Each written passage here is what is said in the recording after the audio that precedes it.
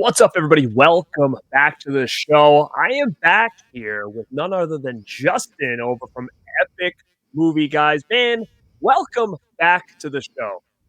Thanks a lot for having me, man. I really appreciate it. Dude, last time we were together, we talked about Batmania from 1989 and how important that was to us and all kids around that time. So we figured, what a follow-up to talk about Batmania than the next year, 1990, as kids. And it was like, probably in my opinion, the biggest or at least second biggest up to Batman of my lifetime. I feel like when it comes to movies around that time that just totally changed the game. And we are going to be talking about the anniversary of Teenage Mutant Ninja Turtles movie from 1990. Man, where were you in 1990 where this thing debuted? I was at the Binghamton Plaza Cinemas with my grandmother. I'll never forget it because that theater was off the beaten path, if you will. It was not in the best area from where we lived. It was kind of in a grimy part of town. And I remember very vividly seeing the movie and obviously seeing the portrayal of New York City in the movie, then leaving the theater late at night and having like this looking around like I'm going to see foot soldiers jumping off of the roof and like attacking us and trying to mug us. But my grandmother, God bless her soul, she took me to that same theater for all three of the original Teenage Mutant Ninja Turtle movies opening night. And for some reason, we just always decided to go there. That theater has since closed back in 2001, but it used to be near this really shady pool hall. So you've got dudes out there smoking cigarettes, drinking beer kind of thing. So it matched the vibe of the movie perfectly. I was just going to say that. Did you leave and be like, hey, there's a foot in there? Is that what those kids are hanging out? Is Tatsu in there? Yeah, man. I mean, again, similar. There was a theater in Woonsocket where I live, Woonsocket, Rhode Island, and it honestly was the same place I saw Batman. I went with my parents, and again, same story. Like the line was just wrapping around the building. There was like a McDonald's over there and a frozen yogurt place. And I remember everybody kind of just like getting McDonald's, standing in line because this thing was, just as big, in my opinion, at that time, being a little kid, as Batman was, at least to me and kids of my age. But man, Turtles was a big thing for me before the movie debuted. Obviously, absolutely, it came out. What year? Like, I never got into the comics. I found out about this the first time it was like a cartoon. So that would have been 80. What you think? For me, it was like 89-ish. I think was this because I remember very much, like, I think we talked about it on the Batman episode, me getting my first Batman figure. I remember they were like right next to the Turtles figures, and I had already had, I think by that point, a Leonardo and a Raphael figure. I didn't go totally gung ho into the Turtles collecting until after that. But for me, at least, it was right when the cartoon debuted. I think it was late 88, early 89 that I found out about it.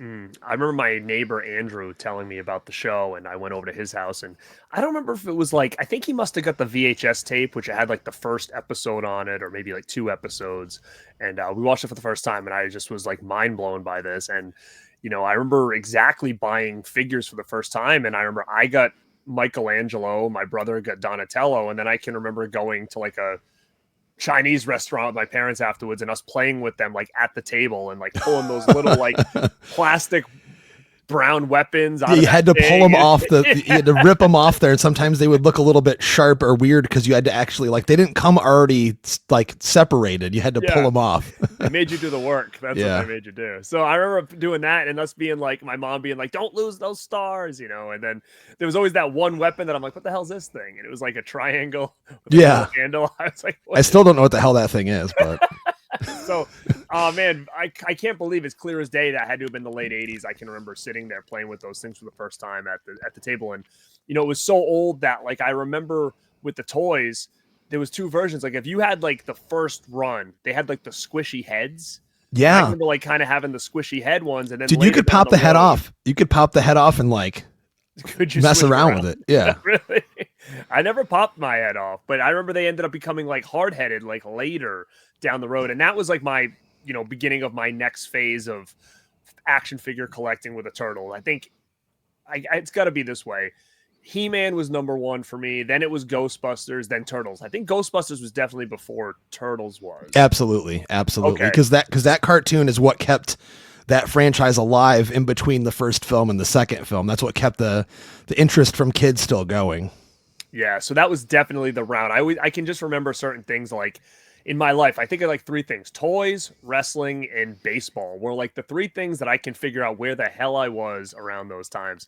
And 1990, in my head, the first thing I'm thinking of, we're about to get Ultimate Warrior versus Hulk Hogan at WrestleMania 6 around 1990. Ninja Turtles the cartoon is running rampant. We just got done with Batman. Batman was done. I was watching the VHS tape like every day that I got around Christmas time.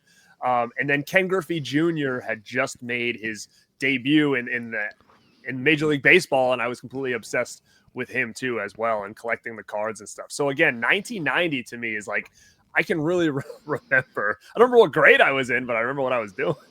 It's funny because I started kindergarten in 89, so it's easy for me to know which grade I was in, like 90, first grade, second grade. Like it just kind of went that way.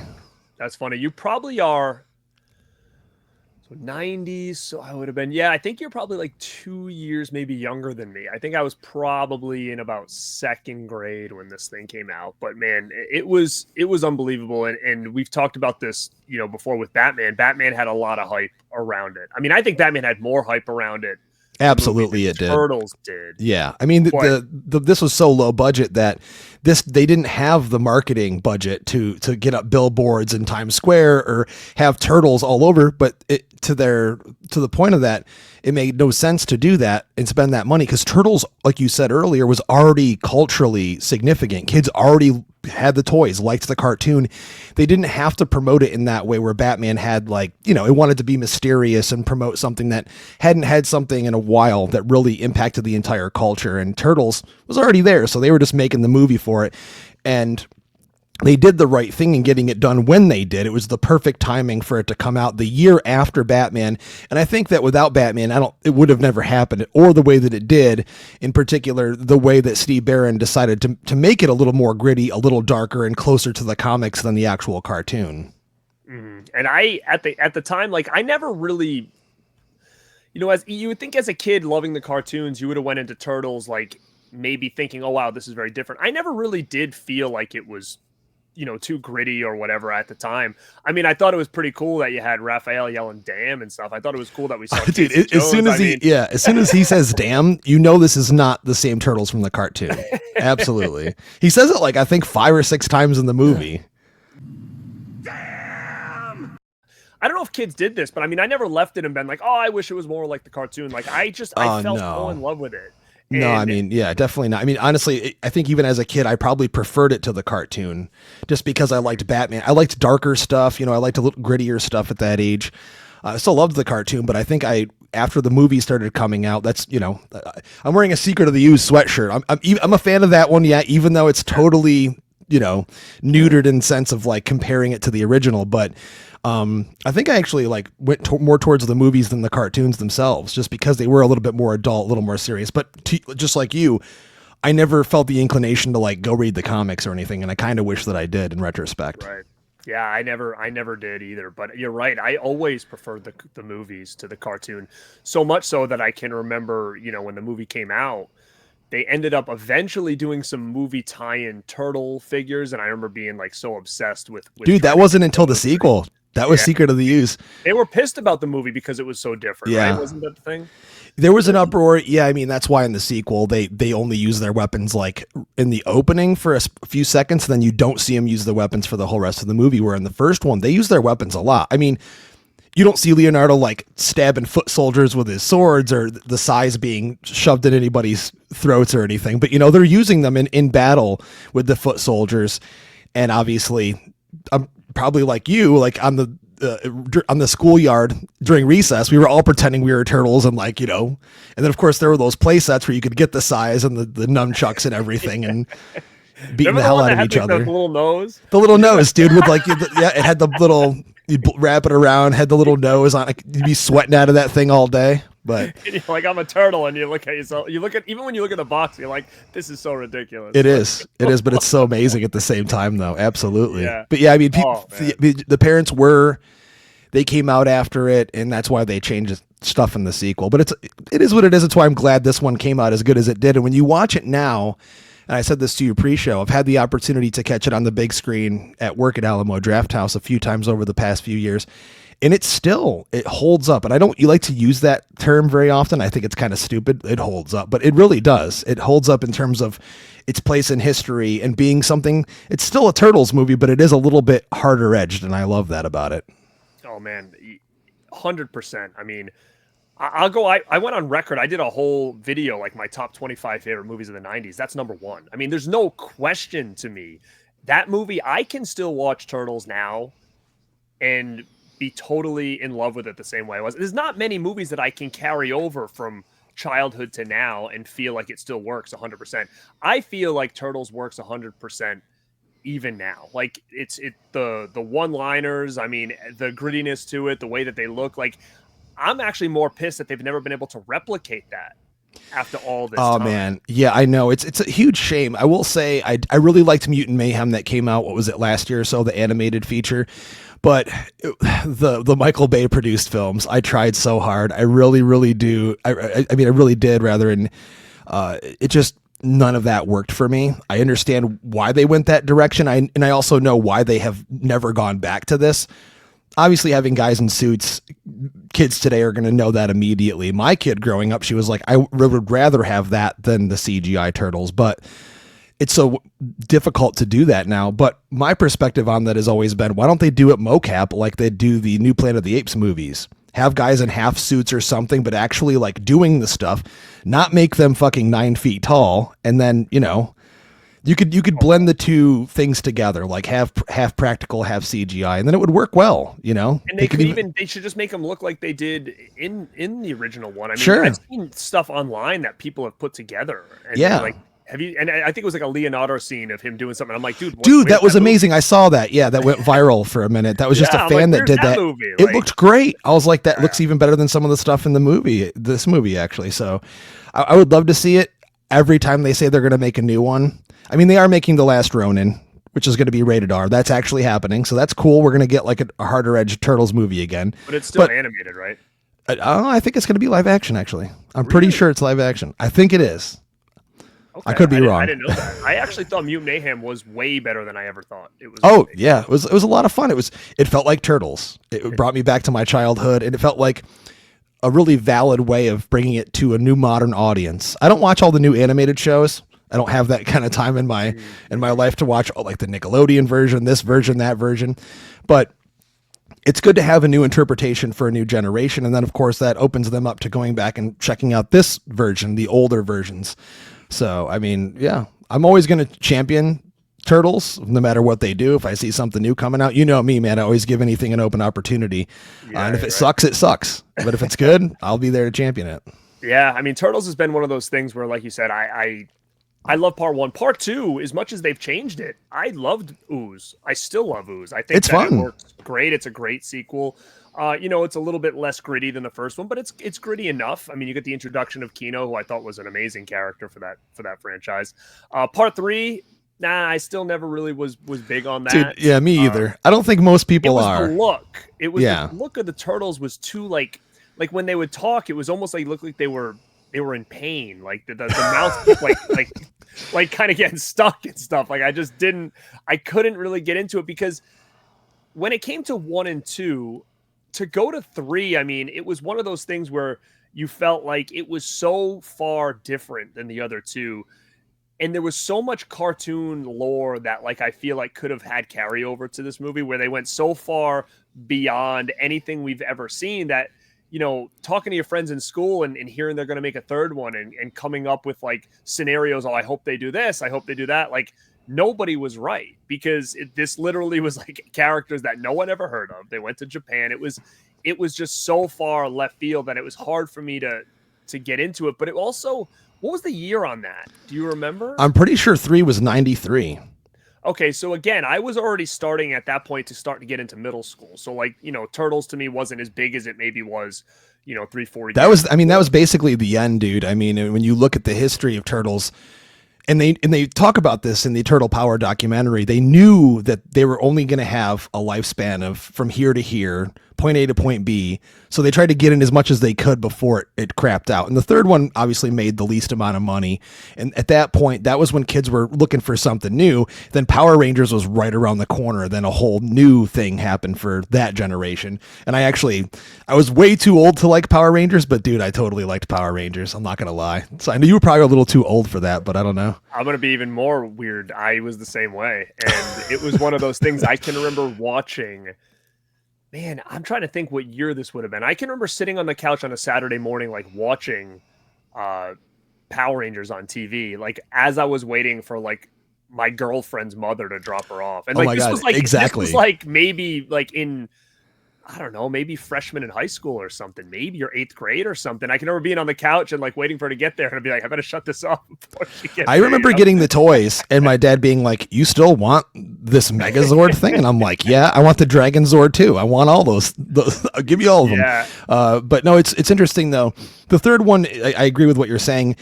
We were looking for the Rat King or Baxter Stockman or Krang or any other character, any other villain, and we didn't get that. And obviously that had to do with the budgets. And then in the sequel we had Tokar and Razor, which was they were not Bebop and Rocksteady, but I still think in retrospect, I like them now, and I had their figures as a kid, but every kid was like, why isn't that Bebop and Rocksteady? 100%. And there was a lot of kids that would say, oh, did you see the new Turtles with Bebop? Like they would think that those they were would them. think Like, it was them. Convince themselves that those were them. And I'm like, wait, those aren't them. And then I was like, wait, is that Slash? Who is that?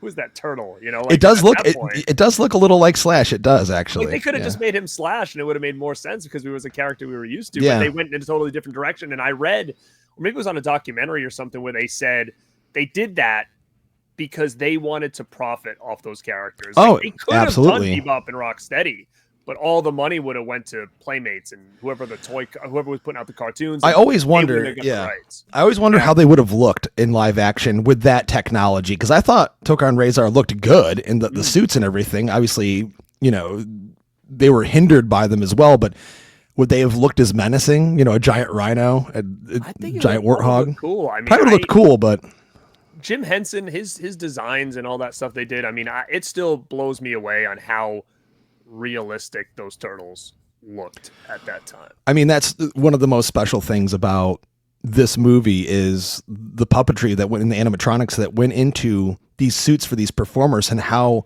talented they had to be in order to act and fight in these things and perform. It's actually, when you look at it now, it's so impressive, actually, especially the fight scenes. They only had like such a small skewed view of vision, and the fights they're doing, the roundhouse kicks, they had the weapons, like it had to be choreographed such a certain way. It's very impressive. I mean, it just takes me back every time. It's so badass the way they did that. And even Jim Henson himself, I mean, when we talk about the violence, this is a movie where April O'Neil gets punched in the face by a Foot Clan member, literally punched in the face. He was concerned about the violence as well. That's why he sort of stepped away from it a little bit. There's photos of him. I'm sure you've seen them of him on set with the turtles, and but he let his son kind of take over that part of the production and stuff. He was just worried about the viewpoint of the parents that eventually did get pissed off about the violence in the movie. Yeah.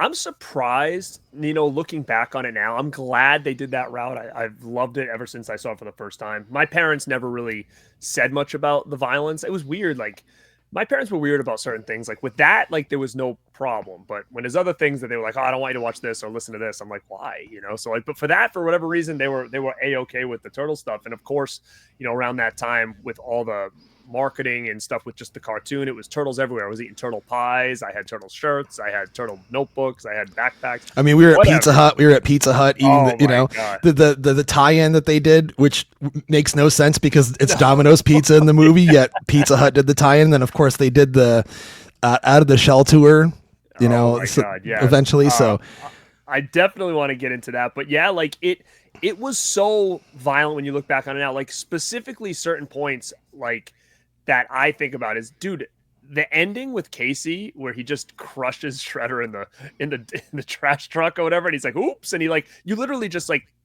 crushed. Like, dude, it's attempted homicide. That's literally like, you're going away for life, bro. Like that's like, I mean, you assumed Shredder was dead at that point, but I mean, he could have landed on some soft bags. He could have been somewhat alive. He wasn't alive anymore. Well, but it's just wild that they like, let's go a little extra on this kid's movie and have them crush this kid. Well, the sound too, man. The sound of he's like, whoops, and then he turns it on. That crushing sound, you literally think it's like his bones breaking. Like he's fucking gone, dude. But of course we know he's not. But I know, but that's how like wild it was to think about when you look back on. As a little kid, you weren't thinking about that, but as an adult, you look back and you're like, damn, that was a violent kids movie for a franchise that was so beloved by little kids. Like we're talking about, like you said, kindergarten. Yeah, we're in talking about this, saying cowabunga and all this stuff. And man, it's just so well done from all angles. This movie, like all the characters, even the Foot Clan, were cool. Like it wasn't like the cartoon where they were robots, and there was actually something about it where you're like, oh man, like I would love to be part of that group. Oh, absolutely. He's got a Sex Pistols shirt on. They're down and playing Narc on the arcade. Dude, there's kids. There's one shot, and I pause this every time because people don't believe me. There's a shot of a kid drinking beer in there. They're drinking beer. There's soda. They're smoking cigarettes in there. They're playing violent video games and gambling. Like, what kid would not want to be a Foot Clan member? And then you go in the other room and you're like, I'm gonna get some karate in over here. Yeah.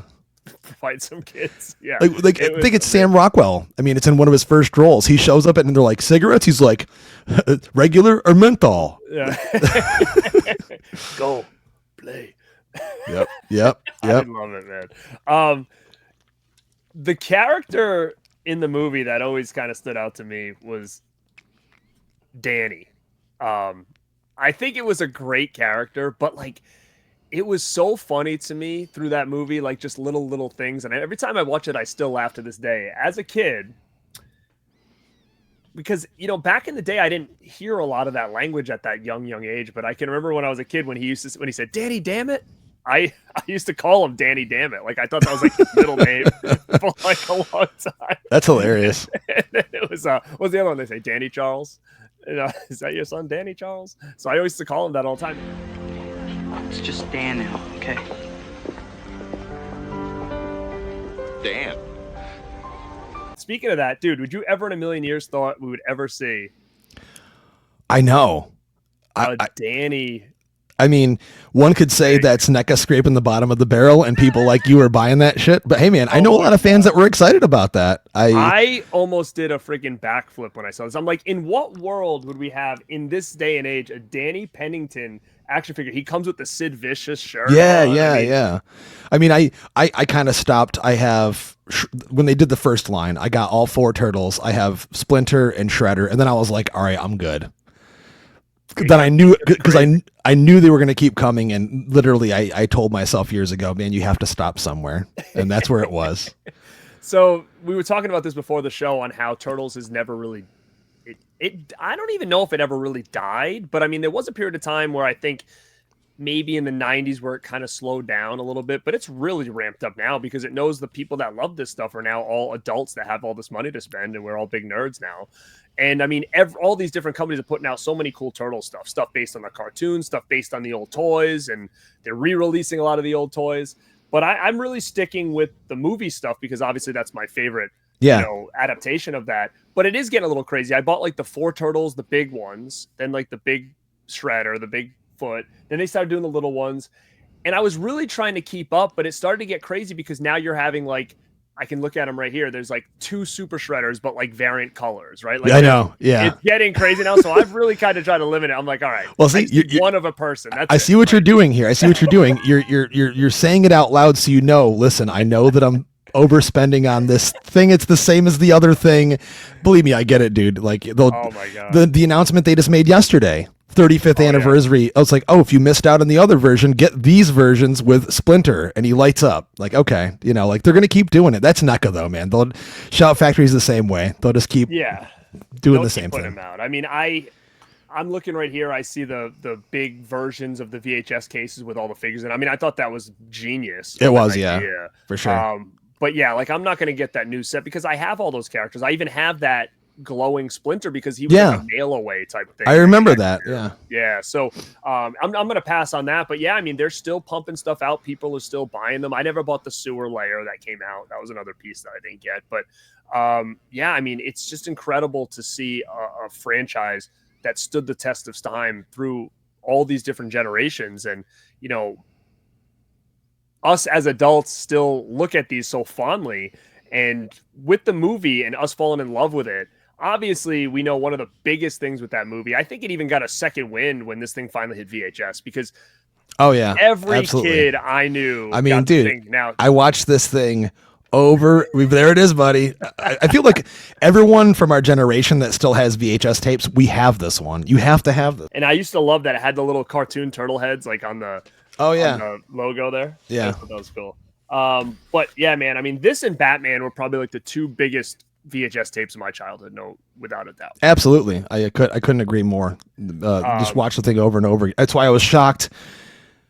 You know, before we decided to record, I threw this thing in. It still plays perfectly, no issues. And no matter how many times you watched that thing as a kid, probably, right? Oh yeah, absolutely. You know, and What then when it was was on, no, go ahead. What about the beginning, the commercial? Oh, the Pizza Hut commercial. Oh my Yeah. god, I Yeah. love it. It's great. I play right field. It's important you know. You gotta know how to catch.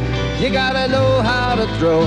That's why I play in right field, way out where the dandelions grow. Almost because, you know, sometimes I'll do like, you know, vintage throwback nostalgia video reels and shit like that. And I almost did one of that commercial, and I was like, I just second guessed myself a little bit, but it is cool though. Everybody, you put that commercial out, now you want me to, now I'm thinking about I want to do it. People are it's going to unlock memories for so many damn people. That song's been kind of embedded in my head since 1990. Do you think this came out? Yeah. I got this for Christmas, so this had to have come out probably December of that year, right? Would it have Yeah, I been mean, 90? yeah, after Batman, movie studios kind of changed their timeline on home video releases. A lot of them would move them up because remember back then, sometimes it would take a year to get the movie, but it made sense because this came out in March. So it coming out and having it by Christmas made a lot of sense. You know, it was just perfect time frame. Mm-hmm. Now, speaking of March, I mean, we're talking about the Turtles movie and how much it really meant to us. Secret of the Ooze came out in March as well. Was it the following year? Or was it 2 years later?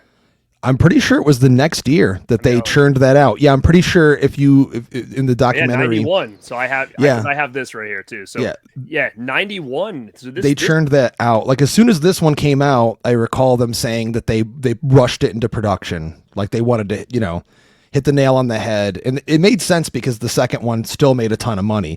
Then they let it breathe. I think they gave it a year in between the second and the third. That may have hurt it in the long run, but obviously I also feel like if they had released the third one like another year in a row, it probably wouldn't have done as well. But that was fast though. March to a year to get that second one out. I mean, I don't even think they said the second one was actually planned until the first one did so well. No, it was rushed. It was absolutely rushed. I mean, that's happened in history and with other genres. I mean, if you look at Scream, when that came out and was a huge hit, like it was still in theaters when they rushed the second film into production. So that's something that studios don't do anymore. It's just not a thing, but it's definitely a thing of the 90s where studios like, nope, got to make as much money off this fucking thing as we possibly can. Mm-hmm. And I mean, look at it. It worked. We still all bought more Turtle stuff the following year. We still all went to go see the movie. So it was almost like we were in Turtlemania those couple years in a row. 100%. Now I think, you know, we love Ooze, but you can see that Ooze isn't as tight of a story. Absolutely, it's not. Like, you can tell it's a little bit wonky. But what I wanted to talk about with Ooze, as we're kind of on the subject, is I was researching a lot of stuff coming into this show. And one of the things that I had heard in the past, and I heard it again researching this, and I'm like, man, that would have changed everything. And they said that the original idea for Ooze was that the scientist at the end of the movie, the guy that we've been following around this whole time, during the Vanilla Ice dance-off concert fight, I know where you're going with this. They were kicking around the canister all over the place. And I think that dude ended up grabbing it and leaving. And like you never really saw anything after that with him. Like they ended up going to do the Super Shredder thing, and it is what it is. But they said at that scene he was supposed to grab that canister, run into a bathroom in the club, pull his shirt up to put the canister in his pocket, and on his stomach was going to be the Krang face. Was going to be built into that guy. Man, I think that would have I would have marked out so hard as a kid. I know, like, dude. That would have been one of the most Yeah. epic endings of a movie up until that point in my life that I'd probably ever seen. Talk about anticipation for a part 3. Like, and they said that they pulled that out because they didn't think the main audience that was seeing this movie that weren't following the cartoons or something wouldn't understand that reference. And that always has bummed me out ever since I heard that, because I'm like, man, that could have changed this movie so many different ways. Even if that was just that's all you saw, boom, we move on, that the movie ends the way it does. That one scene, I think, would have just been unbelievable. I mean, in this movie, it'd be extremely similar to like modern day Marvel movies, like teasing a character at the end and like the roar the audience would let out. As kids, I guarantee you that would have happened too. People would have been like, oh my God, we're going to get Krang. But then imagine had they done that and then they released 3 as it was, kids would be like, where the hell's Krang, dude? Like, I thought we were getting Krang. Where's Krang? Where's the Technodrome? Where's like, cause obviously they didn't have the budget for that. I've always thought too, because they wanted to do these independently and then New Line released them and or distributed them rather. What if a larger studio was like, we need to make money off this? They could have given them a little bit more money and made a bigger budget version. I always thought that would be interesting to see in retrospect, like a 90s slightly bigger budget version of Turtles. now, where we could have gotten characters why, like though, that. they never, like, if they would have ended it that way with the teaser of Krang, and then they took this Turtles and they said, hey, listen, like, we have this idea for part 3, we teased it in 2, but we need more money because with the Krang character, we need a bigger budget, we might have another world, we might do XYZ. With the Turtles name, like, why wouldn't every studio in the world be like, I want that? You know, like, that's what boggles my mind, is that, like, they were like, where were these studios that wouldn't have been all over that and be like, I'll give you whatever you want? I mean, Turtles by name is going to make money. Still does. Yeah, I mean, that's the interesting thing about it, because when they went to go produce the movie, none of the major studios would touch it. And then it was just like Golden Harvest decided to do it, and then New Line agreed to distribute it. They were probably like, let's just stick with this. There may have been talks. I mean, I might be wrong about that, but it would have been interesting to see. I mean, the movie printed money. Up until that point, it was the biggest independently made film of all time. A budget of $13 million, and it made $202 million. You know, like, a movie that cheap. What about $20 million? Now, $20 million in 1991, 92 would get you a lot further than it would now. I mean, there's a lot more they could do with $10 more million. So it's interesting to think in retrospect what could have been. Do you remember in Turtles 2 the one scene? I did a reel on this before, and people were going nuts about it. And I'm like, I can't be the only one. That one scene where Splinter's up on the roof and April comes home and she goes, where's Splinter? And they're like, he's been on the roof ever since he saw you on the news. And she goes, oh, what is he doing? And he comes down the stairs and he goes, coming to a decision. Like, and it was such a long pause, and then he went to a decision. And I'm like, wait a minute, like, there's no way. And like, even as like a teenager till now, I fucking die. Yeah. With that dialogue, because the way he does, what's he doing? That coming. Then he pauses for a long time. To a decision, and then they show everybody's face like in between. Dude. I'm like, this had to have been a fucking joke. It had to. Where's Splinter? He's been up on the roof ever since he saw your report. Really? Doing what? Coming. I guarantee it. I mean, you got to think about this. These filmmakers, the producers, they knew that parents had to like sit through these movies with their kids. They had to put something in there for them. Absolutely.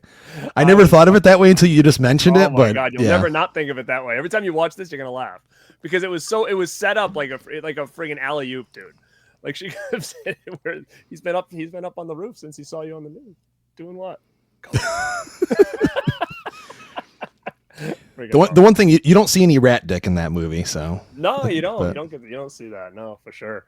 And yeah, I mean, Turtles to me is just iconic. I mean, I brought a couple things to the table here. I mean, we talked about this a little bit before we went on air.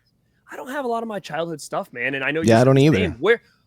It's wild, because I'm trying to think like where my things went. Like, there's a lot. I had a lot of figures, man. Ghostbusters, Turtles, He-Man. The vehicles, the bases. I had the firehouse. Like, I don't know where these things went. I mean, I do remember in middle school, like, two things happened. We had some yard sales, and I can remember when I realized I could get money to buy Nintendo games, I like sold a bunch of shit. And also my mother like went through a point in time where she just like dumped everything like out of the room. Like, oh, you don't need this anymore.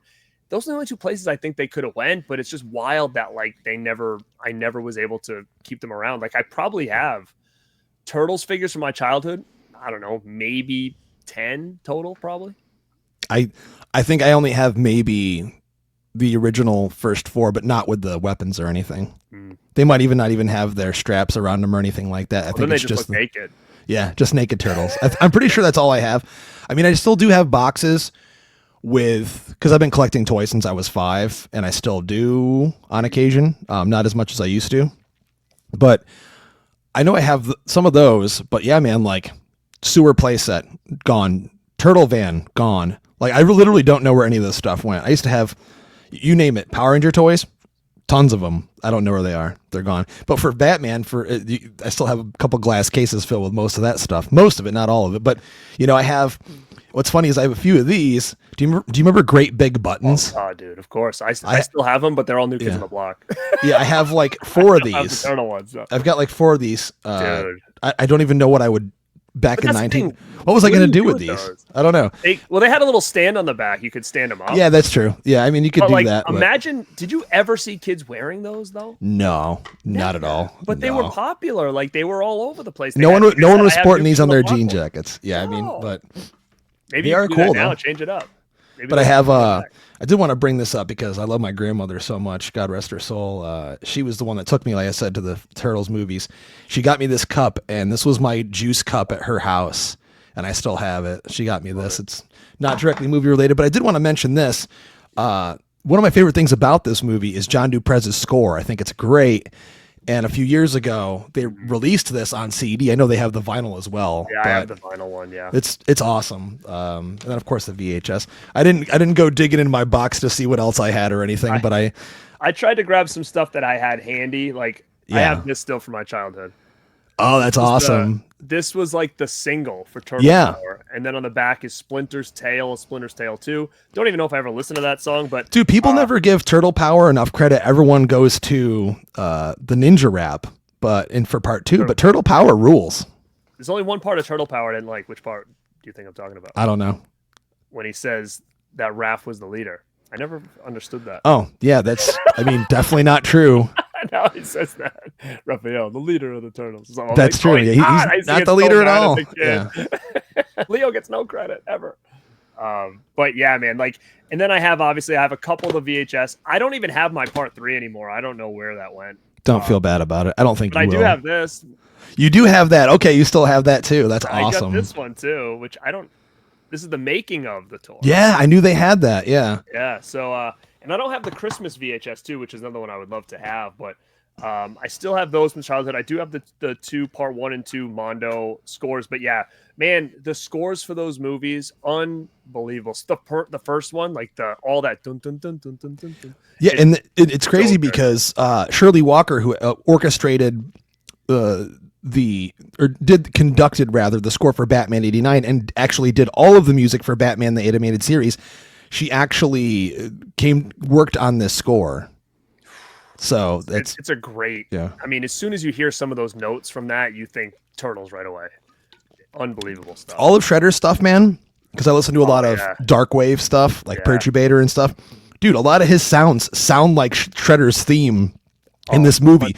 Boom, boom, boom. It's like just so dark and brooding and mysterious. And anytime he's on screen, that's the one thing that I made sure I wanted to mention. Shredder's a fucking badass in this movie. And his presence, it's literally like up there for like with Darth Vader. I was just gonna say that. Yeah. To me, it's like just as big as Darth Vader. It 100%. I mean, the time that they put into that character, the look, that freaking helmet, man, like, oh, it's badass, dude. Unbelievable. It looked like it could just cut somebody's face off, dude. It's like so brutal. That's why I think when we were talking about which version we preferred as a kid, I just thought, man, Shredder in the cartoon, whatever. Yeah, Uncle Phil voices him and stuff. Sure. But in the movie, he's threatening. He's actually frightening. He just stays in the darkness. And I think the use of shadow on him and just the way that the light would hit his shoulder blades, like, dude, it was just like it would glisten. He was very mythic and huge. He didn't have to do that much, but he was scary.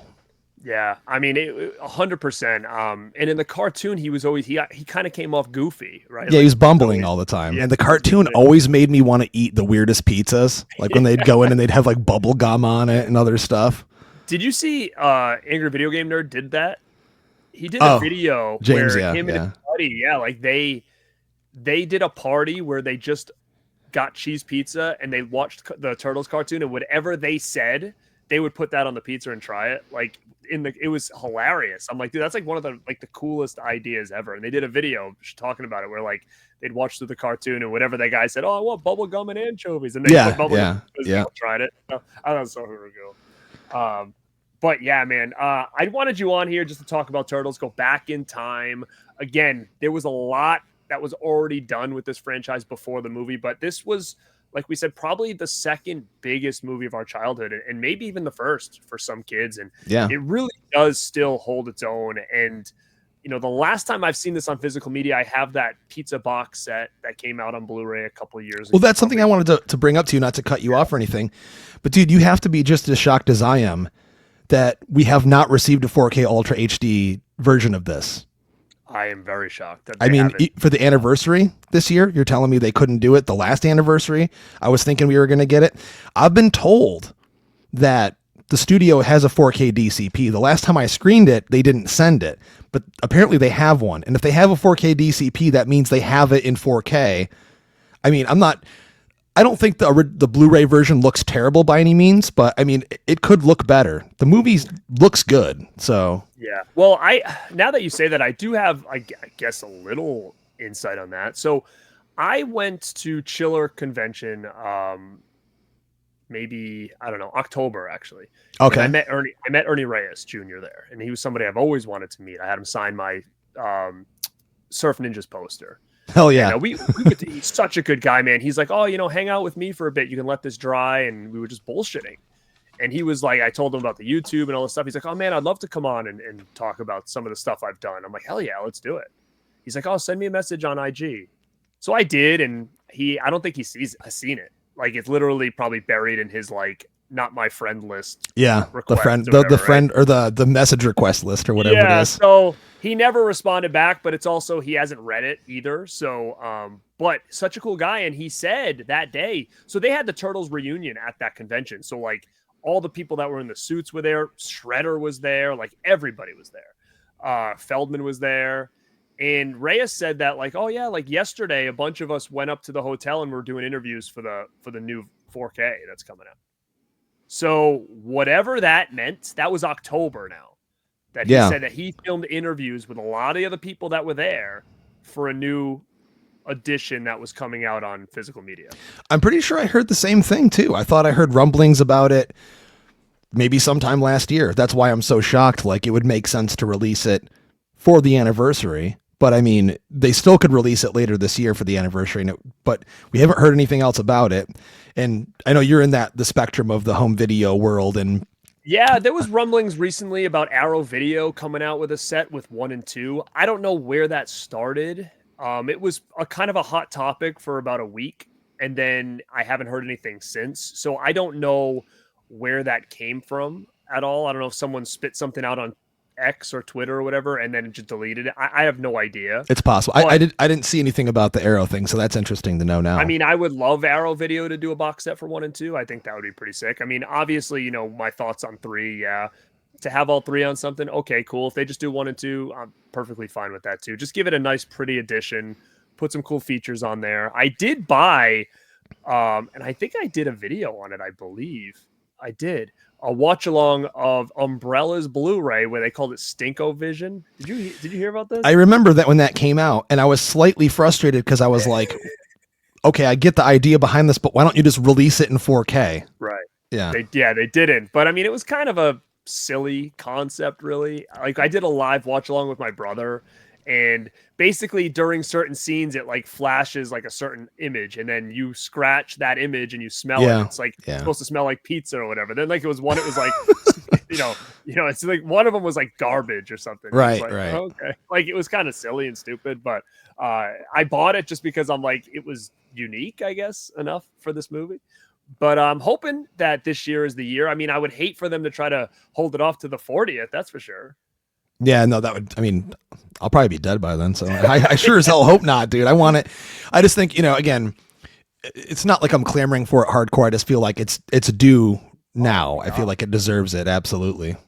And besides that pizza set that I have, every other edition that this has been very, as far as presentation, lackluster. Like, you can buy like a Blu-ray, but it's like all three like on the same disc. Yeah. Or whatever, like, so it definitely deserves, its love. And what a better time than this year. And like I said, if they film those interviews in October, this year could easily be the year that they're going to put this out. Why nobody's heard anything about it?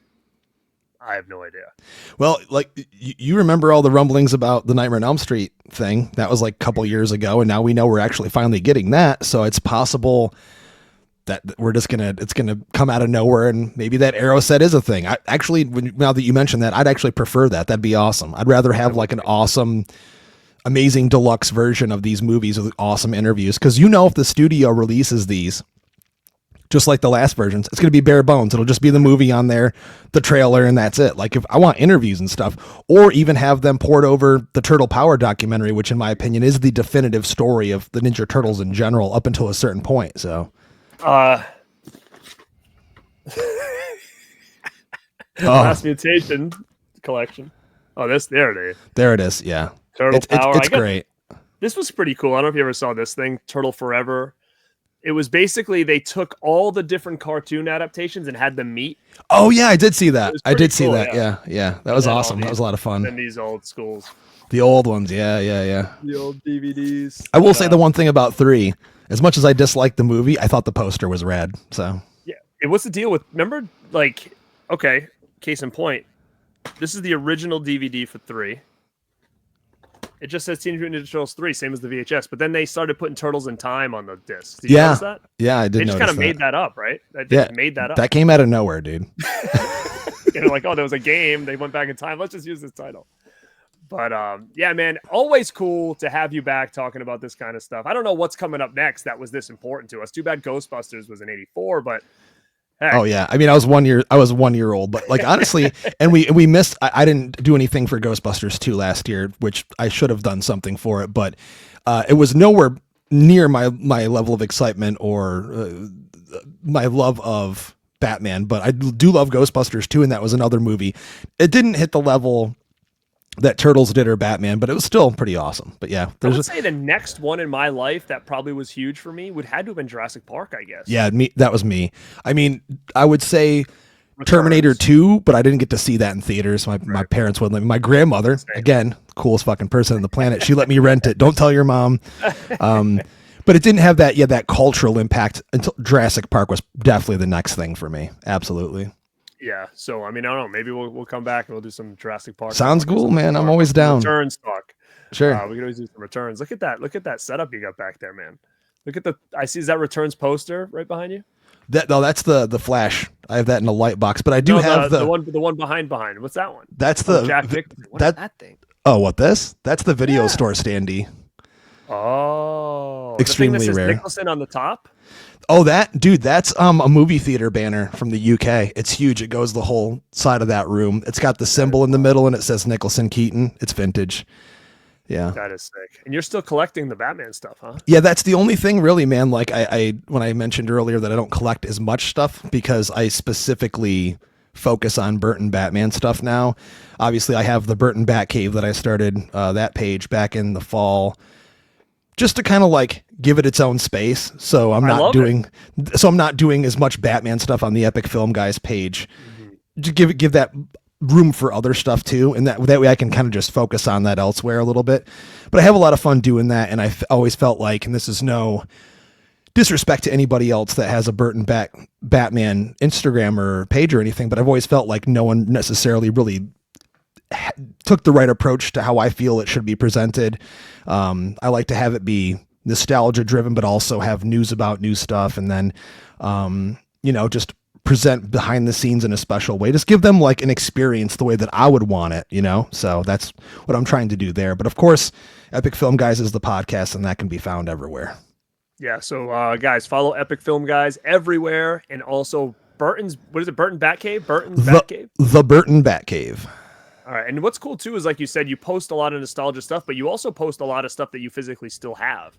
Yeah. Collection pieces and stuff, which I think is super cool. That's the other part of it that, you know, I didn't see anyone else that integrated that into any of the content. And I was like, well, people love this stuff. You know, if you look at what other nostalgia driven content creators do, it's like, we love to see that stuff. It makes us happy. Like, I think sometimes when people are having a rough time at work or a bad day, or their girlfriend's bitching at them or something, they look at their phone and they're like, oh man, I used to have that when I was a kid. And it just gives them a moment of joy. And I think, if I can do that, so many people have reached out and said over the past couple of months, like, it's getting them through stuff, or they're just enjoying it and it's making them happy. And I love being able to do that. I love that stuff. Just like, that's why I love the page, is because, again, same thing. I'll turn that thing on and I'll look and I'll be like, oh shit, I had that.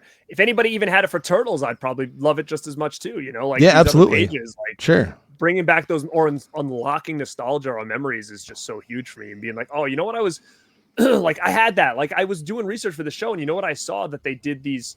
It was either, I think, Burger King, but there was like these little like Ninja Turtles things where you'd pull the string and they would like do like a little movement or something. And I totally forgot about those things, and I'll splice it into this video. Where are we? Pizza Hut. Major League. Awesome. Only Pizza Hut has Teenage Mutant Ninja Turtle red badges. We're talking first degree pizza. There are 4 to collect with any Pizza Hut pizza. You have to eat pizza? Cowabunga! All for $1.99 each. $1.99? Excellent! But hurry, time is limited. When I saw those things, I'm like, oh my God, that unlocked a memory of something I don't think I've thought about or seen since I was a kid. So yeah, it's shit's everywhere, man. But man, thank you again for jumping on here with me, talking a little Ninja Turtles. So hopefully everybody out there that's checking this out are big fans of this movie. Let us know down below, what are some of your memories regarding Teenage Mutant Ninja Turtles, not only from 1990, but also Secret of the Ooze as well, because that is also a March movie. So definitely thank you guys for checking this out. This is Garrett at Born to Be Rad, and like always, stay